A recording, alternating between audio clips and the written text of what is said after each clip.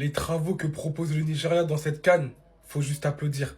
Personne ne les voyait à ce niveau-là. Et avant toute chose, encore une fois n'est pas coutume, l'arbitrage est encore au cœur, au centre des attentions. Sur cette main, l'arbitre n'est pas revenu dessus et il n'est pas allé voir le VAR. Sentiment d'injustice pour les Algériens que je peux comprendre, parce qu'un penalty à ce moment-là du match aurait pu inverser la confiance, mais je suis désolé. Regardons-nous droit dans les yeux. Le Nigeria a tout simplement été supérieur à l'Algérie. Et je pense que même les Algériens, au fond d'eux, savaient très bien que moi, je suis objectif. Je suis pas là avec la fitna pour dire ouais, je sais pas quoi. D'ailleurs, j'avais plus d'affection pour l'équipe d'Algérie que celle du Nigeria. Mais vous avez pas fait un grand match. 57e minute, vous aviez pas encore tiré au but alors que le Nigeria était déjà à 10 tentatives. Quand tu vois le match d'Osimhen et quand tu vois par exemple Lucas Zidane sur ce but-là qui passe complètement au travers, on sait pas pourquoi il saute, la balle elle passe en dessous de lui. La construction sur le deuxième but du Nigeria, c'est du haut niveau. Je pense que la marche était un peu trop haute pour l'Algérie, surtout que l'Algérie n'était pas dans un grand soir. À l'image de son capitaine Riyad Mahrez pour son dernier match, qui a vraiment pas fait le meilleur match de sa carrière internationale, et c'est dommage. Mais pour moi, Petkovic, il s'est trompé. Comment tu peux laisser Imad Abdelli sur le banc en l'absence de Benasser? T'as préféré Zerouki et la bataille du milieu qui a été l'une des clés dans cette rencontre, tu l'as perdue. Tout simplement parce que pour moi, c'est Imad Abdelli qui aurait dû jouer. Défensivement, avec le ballon, il t'aurait apporté une certaine stabilité que n'avait pas ce milieu de terrain de l'Algérie. Et bien d'autres erreurs. À la mi-temps, il aurait dû faire des changements. Il aurait dû faire entrer même 2-3 joueurs, Kebal qui reste sur le banc. C'est dommage. Mais la meilleure des deux équipes est passée sur ce match-là. Gars, c'est du jamais vu. C'est le GOAT. C'est l'un des meilleurs entraîneurs que j'ai jamais vu en Afrique. Ce qu'il a fait de cette équipe du Nigeria, masterclass. Et c'est pour ça que du côté du Mali, on aura éternellement des regrets. Le pressing, le contre-pressing, la qualité technique, c'est quasiment du jamais vu ce qu'ils ont proposé sur le terrain face aux Algériens. C'est la meilleure équipe qui s'est imposée là aujourd'hui. Eric Chelle, tu mérites tout ce qui t'arrive. Et je suis content. J'espère que tu remporteras cette Coupe d'Afrique des Nations. Il y en a plusieurs qui ont parlé au sujet de son comportement. Je l'ai vu de mes propres yeux. Ce bougla, c'est un chacal. Il lâche rien sur le terrain. Regardez l'extension. C'est pour ça qu'au final, c'est un compétiteur, c'est un champion. Il a de l'exigence. Je vous promets qu'à 2-0, 95e minute, il courait encore sur le terrain. Il mettait encore la pression sur les défenseurs. Il mettait la pression sur ses partenaires pour qu'ils mettent l'agressivité face aux adversaires, qui n'a pas été le cas des Algériens. Et je vous dis un truc, le meilleur joueur de cette compétition, mais c'est sans aucun doute Osimhen. Il a tout pour lui. Ils ont le meilleur joueur et le meilleur entraîneur de la compétition. Je vous dis, Eric Chelle, retenez bien son nom, il va marquer l'histoire de ce sport. J'ai jamais vu ça dans le football africain. Maîtrise technique, pressing, contre-pressing, il y avait tout. C'était effrayant. Waouh! L'Algérie vient de se faire éteindre par le Nigeria, mais d'une manière. Moi qui pensais encore une fois qu'il allait avoir une belle confrontation entre les deux équipes, pas du tout. Le Nigeria aujourd'hui n'a même pas voulu discuter avec eux, pas du tout. Ils n'avaient pas le temps. Ils ont tellement étouffé l'Algérie que ces derniers ont préféré rester dans leur camp. En première mi-temps, ils étaient dans leur camp. C'était pas du tout la même tactique que face au Congo. Ils étaient là dans leur camp, ils pressaient pas. Et quand ils avaient le ballon, ils paniquaient. Je sais pas pourquoi ils paniquaient. Ça faisait que dégager. Vous-même, regardez les stats.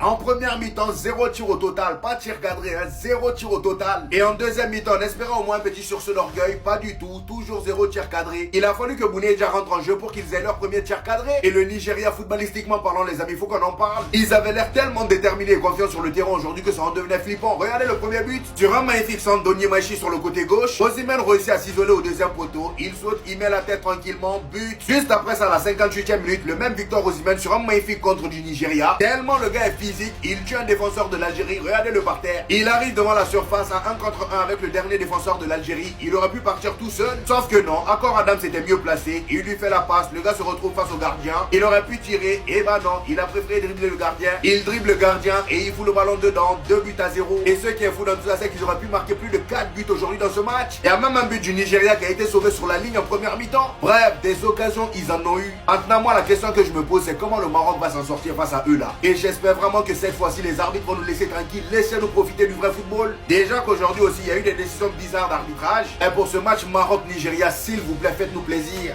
Donnez-leur leur prime, c'est tout. Donnez-leur juste leur prime. Vous voulez que je vous dise quoi? Je suis encore devant le stade, me plaindre de l'arbitrage, critiquer les joueurs de l'Algérie. 0 tir cadré, 0,13 d'expected goals. Il a dézingué Petkovic. Le Nigeria joue comme un club, et je le dis ça d'une certaine manière, joue comme un club de très très haut niveau européen. Quant à lui, sa CAN. On parle beaucoup de Brahim Diaz, mais s'il y a bien quelqu'un qui s'assoit à sa table sur cette CAN en tant que potentiel MVP et meilleur joueur, c'est bien lui. 4 buts, 2 passes D, homme du match aujourd'hui, c'est tellement mérité. C'est un chien pendant 90 minutes, il court, il transpire, il mouille son maillot. Voilà pourquoi il crie sur ses coéquipiers, parce qu'il a la dalle. Aucun Algérien. Dans tous les cas, là, je suis encore devant le stade. Je fais mon débrief à chaud. Je suis dépité. La victoire est totalement méritée pour le Nigeria. Petkovic, il a pas eu les couilles. Faut appeler un chat un chat. Vous aurez pas votre demi-finale de la Fitna, celle que vous attendiez tous.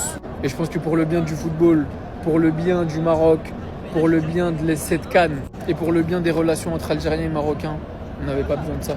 Que le meilleur gagne. Mon pays est sorti. Je supporterai plus personne. Il reste que des gros. À eux de faire le boulot. Démonstration de force de la part du Nigeria. Aujourd'hui, il n'y a eu qu'une seule équipe sur le terrain. Ils ont fait passer un message clair au Maroc. C'est même pas une menace qu'ils ont fait passer, c'est une promesse. Là, ce qu'ils ont proposé, en fait, le message, il est clair. Nous aussi, on s'est haussé le ton. Ils ont affronté l'Algérie. On pensait que ça allait être une rencontre assez équilibrée.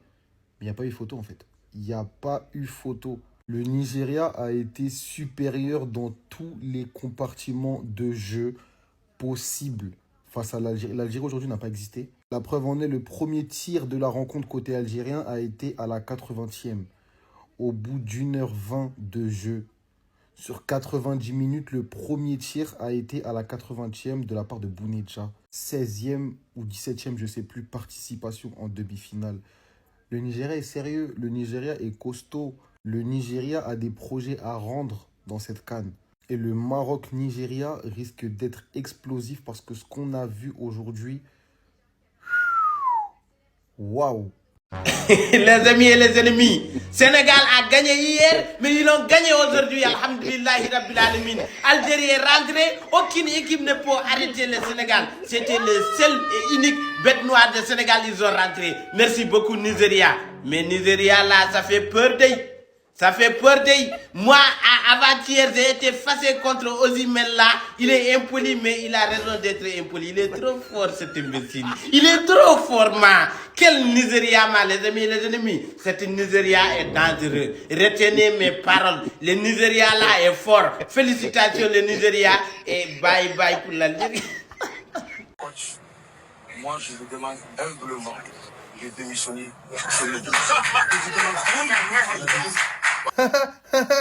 C'est marrant, c'est drôle, hein. C'est drôle, hein. Maintenant, regardez. Maintenant, regardez tous les Maliens là qui parlaient là. Tous les Maliens qui parlaient là. Parce qu'il y en a encore qui parlent aujourd'hui là. Regardez le coach. Le coach que le Nigeria a aujourd'hui. Et c'est mérité pour Eric Chelle. Et je lui souhaite de gagner la CAN. C'est bien fait pour nous. Vous méritez Klaba. Voilà. On mérite Klaba. On mérite Klaba. Parce que c'était marrant, hein. Il avait perdu 1 ou 2 matchs après la CAN, on connaît, laissez le temps. Le Nigeria ne s'est pas qualifié pour la Coupe du Monde et pourtant c'est le Nigeria, c'est pas le Mali. C'est le Nigeria, c'est pas le Mali. Ils lui ont laissé le temps à Eric Chelle. Nous non, dehors, parce qu'on est le grand Mali, tu vois, on est trop fort. On est, hein, pour mettre qui? Un gogol. On sait très bien pourquoi il est là. On sait très bien que c'est le pantin de la fédération, ce mec-là. On mérite.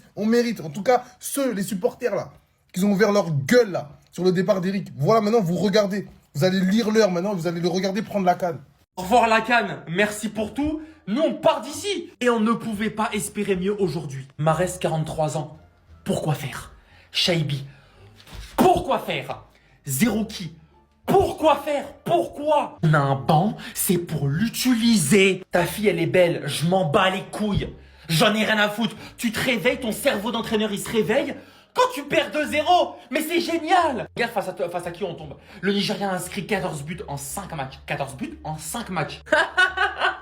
C'est normal en fait. Faut pas péter un câble, c'est logique. Regardez les statistiques à la mi-temps. Rien. On n'a pas joué ou quoi? Les Brésiliens d'Afrique sans aucun doute. C'est eux, l'équipe la plus forte, la plus terrifiante que j'ai vue depuis le début de la CAN et celle pour moi qui va aller en finale, c'est le Nigeria. Pourquoi Osimhen joue à Galatasaray? Pourquoi Ademola Lookman joue à l'Atalanta de Bergame? Pourquoi il est ni à Arsenal ni à Barcelone et pourquoi il est ni dans un énorme club européen? Pourquoi? Regardez, c'est CR7 ou quoi? Descends, tu vas aller où? Le placement de Ben Sebani, je vais même pas lui tomber dessus, je vais même pas tomber sur la défense algérienne aujourd'hui parce que c'est la seule qui a tenu. Le deuxième but qu'on mange, il y a personne. On s'est fait laver aujourd'hui, laver. Et je sais qu'il y en a qui vont me dire, ouais, L'arbitrage aujourd'hui, c'était pas fou. C'est pour le Maroc, cette CAN. Vous êtes fous, quoi. On s'est fait laver. On s'est fait laver. On pris nos fesses, ils ont claqué. On n'a rien pu faire. Moi, ça va. Je suis supporter parisien. Mais ça veut dire, on perd la CAN, c'est pas grave. T'as vu, il y a le PSG. Les supporters marseillais et algériens, ça va? On a réussi à empêcher ce Nigeria d'aller à la Coupe du Monde. C'est incroyable. Parce que le niveau qu'ils ont depuis le début de la CAN, c'est impressionnant. Pour l'instant, ils sont sur un 5 sur 5. Ils marchent sur tout le monde. Et ce qu'ils ont fait à l'Algérie ce soir, waouh! Juste regardez les stats du match à la 77e. 0 occasion pour l'Algérie contre 4 pour le Nigeria. 0 tir cadré contre 5 pour le Nigeria. 0 tir dans le match contre 10 pour le Nigeria. 39% de possession de balle contre 61 pour le Nigeria. 0 expected goal, 77e les gars, je répète. 77e. Sur le premier but, Lucas Zidane, il est coupable. Je sais pas pourquoi il saute. S'il reste sur ses appuis, pour moi, il n'y a pas but. De toute façon, erreur ou pas, le Nigeria était largement au-dessus. Faut pas oublier aussi que c'est la dernière CAN de Riyad Mahrez. C'est vrai que les 2 derniers matchs, ça a été compliqué pour lui, mais voilà, faut pas oublier 2019. Ça a été incroyable pour les Algériens. Et il a été un acteur majeur de cette CAN. Et pour la suite, les Marocains, préparez-vous parce que le Nigeria, c'est vraiment fort. Offensivement et défensivement. Ça va être un match compliqué. C'est la même tête que j'ai vue lorsque j'ai vu l'Algérie jouer cet après-midi. Non, on s'est fait avoir. On s'est fait avoir. Parmi les 5 matchs, les 4 premiers, on s'est fait avoir. Déjà par rapport à l'adversité, les Algériens n'ont pas vraiment eu d'adversaire. On pouvait jauger son niveau. Mais là, on a vu que le Nigeria a clairement surclassé dans tous les compartiments les Algériens. Mazza, inexistant. Aït Nouri, débordé sur son côté, de la première à la dernière minute. Le milieu de terrain s'est fait manger, tactiquement, techniquement, physiquement, athlétiquement, dans tous les compartiments. Même le Nigeria voulait même punir l'Algérie encore plus. Après, les Algériens... Après, j'avoue, ils ne pouvaient rien faire. Moi, j'ai vu le match.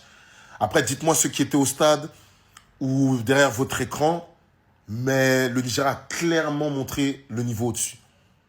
Maintenant, ils ont une équipe en reconstruction. Ils ont des jeunes talents. Je pense qu'au fur et à mesure qu'ils vont travailler ensemble, ils vont grandir ensemble. Et puis, j'espère que déjà au Mondial, ils vont faire quelque chose. Mais la prochaine CAN surtout. Dites-moi ce que vous en pensez dans les commentaires.